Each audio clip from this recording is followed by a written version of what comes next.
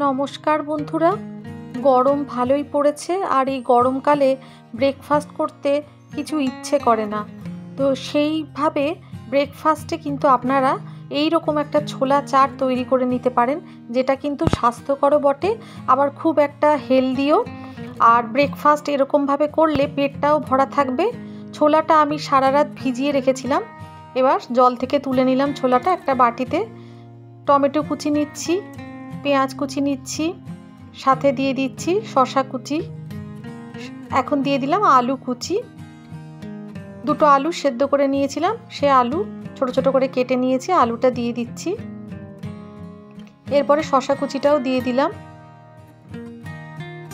একটু কাঁচা লঙ্কা কুচি দিলাম, বিট নুন দিলাম।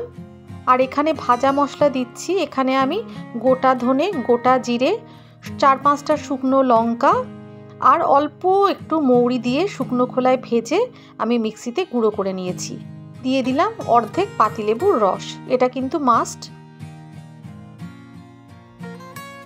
আমি পুরো পাতিলেবুটাই এখানে ইউজ করে নিলাম, একটু টক টক হলে ভালো লাগে খেতে। আপনারা যদি চান তাহলে অর্ধেক লেবু দিতে পারেন।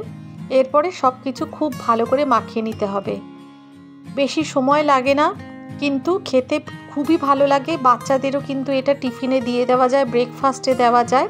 রেডি হয়ে গেল ছোলা চাট। বন্ধুরা, রেসিপিগুলো ভালো লাগলে লাইক, শেয়ার আর কমেন্ট করবেন। সকলে ভালো থাকবেন, সুস্থ থাকবেন। যদি বাড়িতে ধনেপাতা থাকে তাহলে উপরে ধনেপাতা কুচিও দিতে পারেন।